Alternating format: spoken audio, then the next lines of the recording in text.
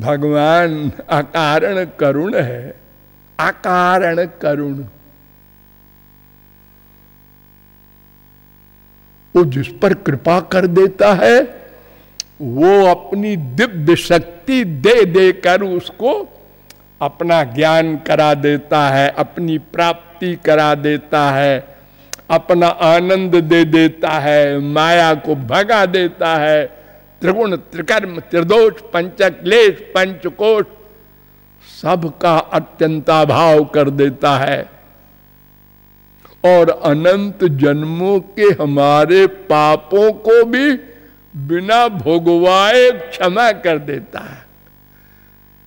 देखो ये सबसे विलक्षण बात है, पर ध्यान दो। हमारे संसारी गवर्नमेंट में अगर कोई मर्डर का अभियुक्त हो और वो कोर्ट से कहे कि सरकार एक बार माफ कर दीजिए, माना मैंने मर्डर किया है, मैंने खून किया है, लेकिन अब मैं अपना अपराध मान रहा हूं और भविष्य में मैं चींटी भी नहीं मारूंगा, एक बार, तो कोई भी कोर्ट माफ नहीं करेगी।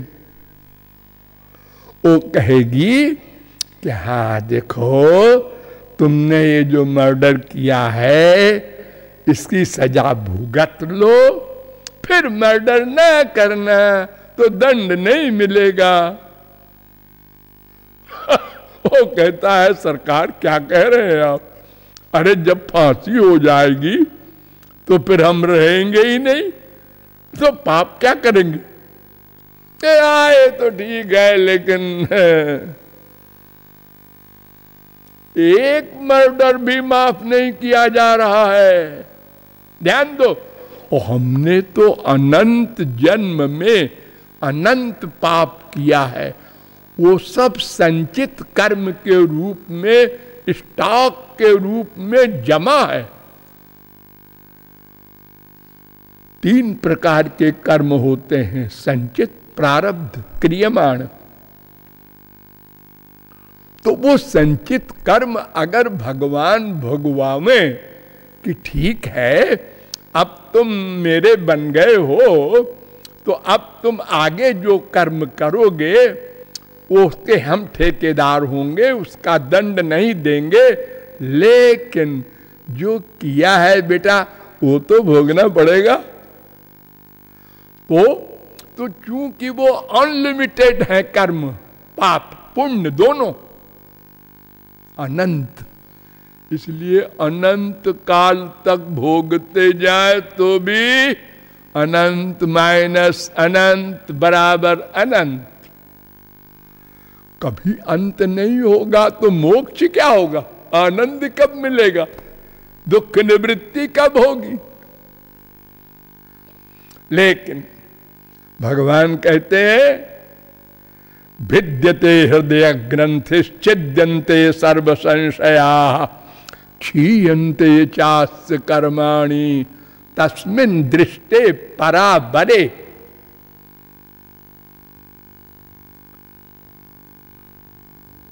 मुंडकोपनिषद 2:2-8, योग शिखोपनिषद में भी ये मंत्र है, 5:45 महोपनिषद में भी ये मंत्र है, 4:82 भागवत में भी है। तो केवल भगवत शरणागति से इतनी कृपाएं हो जाती हैं कि अनंत जन्म को क्षीयन्ते चास्य कर्माणि, भगवत प्राप्ति हुई, बस सब माफ, और आगे का सब भगवान का ठेका। ठेका हम जो कुछ भी काम करेंगे, अच्छा बुरा ना नहीं कर सकते।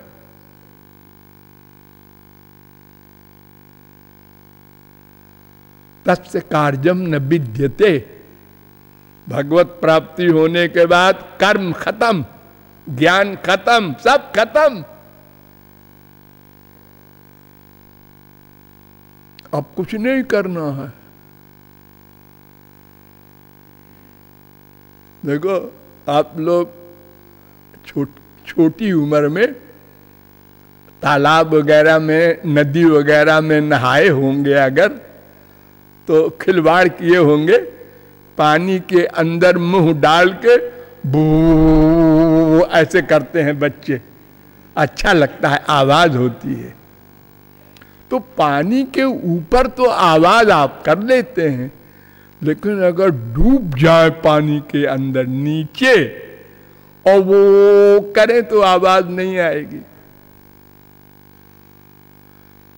तो जब तक हम माया के अंडर में हैं तब तक कर्म करना कंपलसरी है, कंपलसरी है। एक क्षण को बिना कर्म किए नहीं रह सकते। और जहां भगवत प्राप्ति हुई, कर्म खत्म।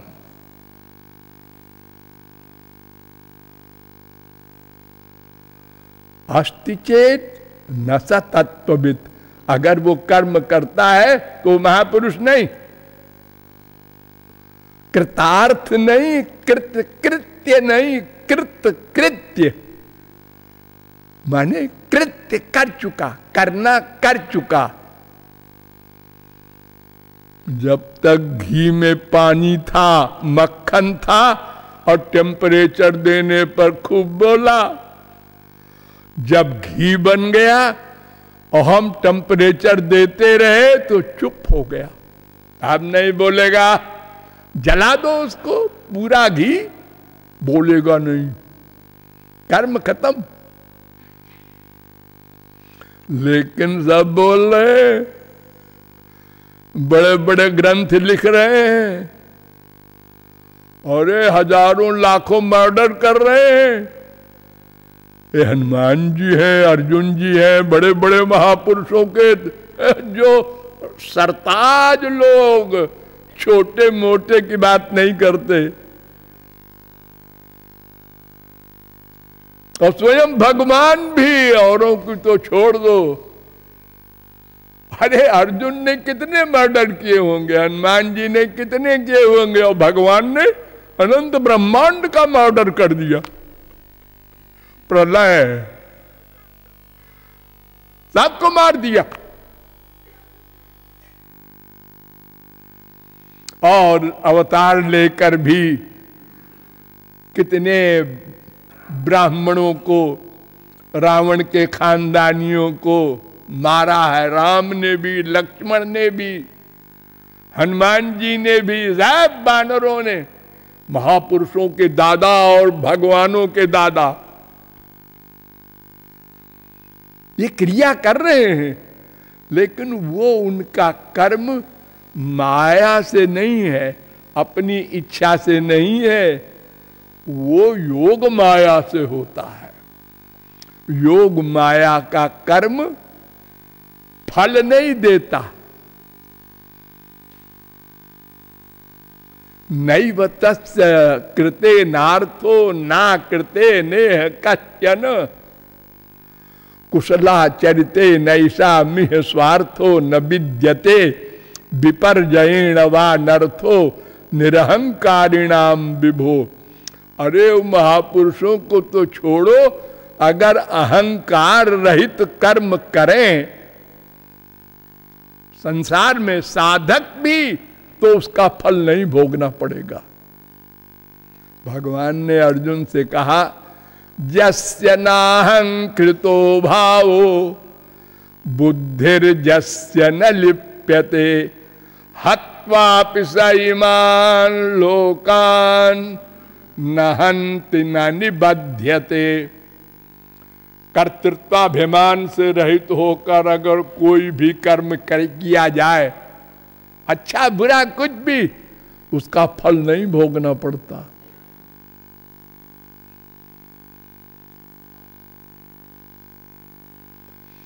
तो इस प्रकार भगवान इतनी बड़ी कृपाएं करते हैं, वो कृपा कैसे करेंगे, इसके लिए आप लोगों को बताया गया कि कर्म ज्ञान भक्ति 3 मार्ग हैं। लेकिन कर्म शब्द का जो अर्थ है वो 2 प्रकार का है। एक कर्म होता है फिजिकल, एक स्पिरिचुअल। यानी एक कर्म होता है माइक, एक कर्म भगवान संबंधी दिव्य। पूरी बुद्धि लगाओ। माइक माने वर्णाश्रम धर्म का कर्म। वर्णाश्रम माने हम ब्राह्मण हैं,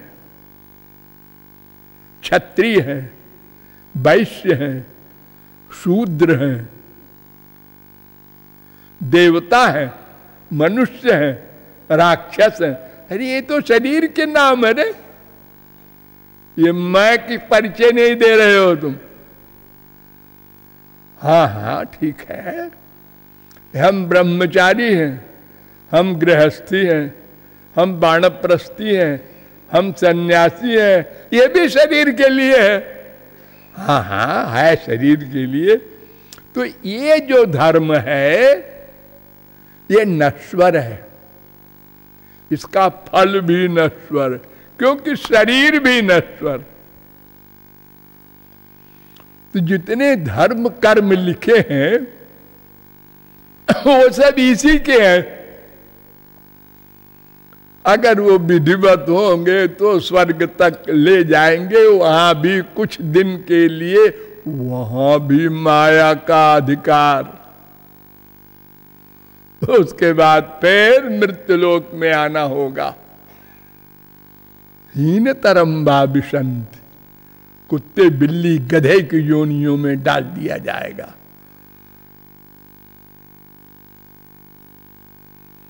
और ये परिवर्तनशील धर्म है। देखो आप ब्रह्मचारी हैं, हाँ, तो आपको क्या बताया गया है? ब्रह्मचर्य से रहो, स्त्री का फोटो भी नहीं देखना, किसी स्त्री से बात नहीं करना। अच्छा 25 साल तक उसने ऐसे ही किया। हाँ सुनो इधर आओ, हाँ गुरुजी एक लड़की से ब्याह कर लो। ये क्या कर रहे हैं आप गुरुजी? आपने तो अभी तक हमको ये पढ़ाया था। अरे हाँ हाँ जो कह रहे हैं वो करो, बहस नहीं करते गुरु के आगे। ठीक है, हो गई 7 चक्कर लगा के एक मैम साहब आ गई। अब 2, 4, 6, 10 बच्चे हुए, अब उनके नाती पोते हुए, अब पूरी फैमिली हो गई, लंबी चौड़ी, सब में अटैचमेंट हो गया। कुत्ते का भी, गधे का भी, सब का होता है ऐसे ही। एक कुतिया के बच्चे को कोई पकड़े, वो काटने दौड़ती है।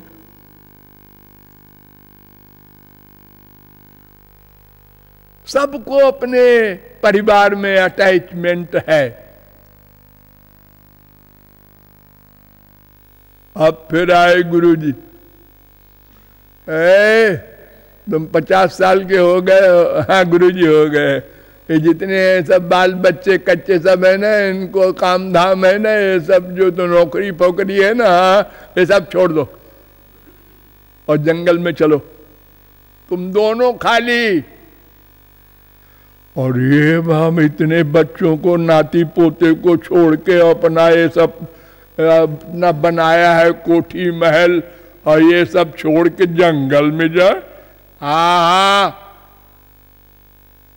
ठीक है, चलो भाई मैम साहब। 25 साल वहां भी रहे। इधर आना, ये कौन है? अरे गुरुजी आप नहीं जानते, ये मेरी मिसेज है, मिसेज। ये मिसेज कुछ नहीं होती।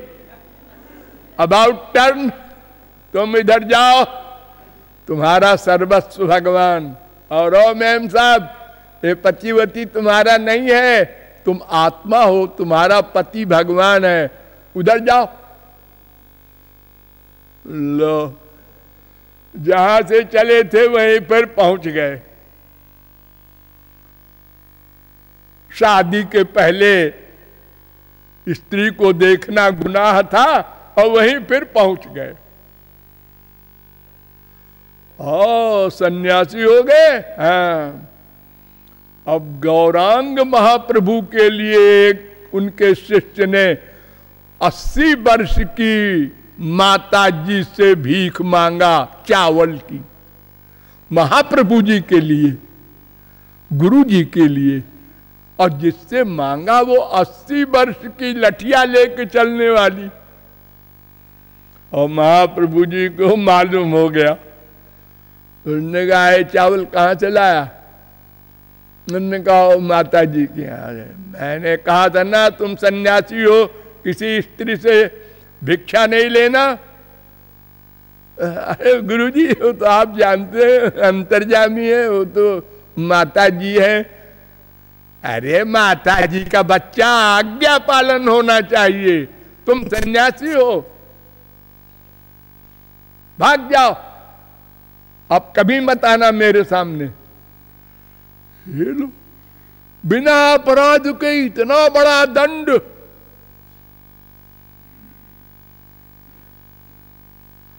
सारे भक्त सन्न। अब किसी की हिम्मत तो बोलने की थी नहीं, डर के मारे। अपराधी का बचाव करने वाला भी अपराधी होता है। लेकिन सब मन में सोचने लगे कि महाप्रभु जी तो भगवान के अवतार हैं, इनको पता है। और फिर इनको क्या, गधे को भी पता होती है कि 80 वर्ष की बुढ़िया में कोई आसक्त होगा भला? संसार में भी ऐसा कोई कामी नहीं है। और वो भी अपने लिए बेचारा नहीं लाया चावल, उसका त्याग कर दिया।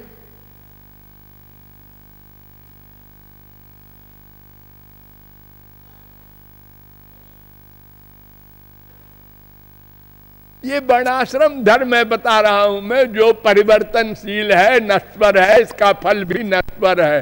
अतएव ज्ञान पर विचार किया गया। ओ, ज्ञान के विषय में भी वही प्रॉब्लम आई कि तुम्हारे मन के द्वारा जो भी चिंतन है सब माइक है, इसलिए भगवान का चिंतन तुम कर ही नहीं सकते। बेचारा पहले तो अधिकारी होना बड़ा असंभव, और अगर कहीं कोई हो भी जाए तो साधना करने समय बार बार गिरेगा। और अगर कोई अंतिम चोटी पर भी पहुंच जाए तो भी गिरेगा, क्योंकि वो आत्मज्ञानी तक बन सकता है, ब्रह्म ज्ञानी नहीं बन सकता। और बिना ब्रह्म ज्ञान के न माया जाएगी न ब्रह्मानंद मिलेगा, वो भी बेकार हो गया हमारे लिए।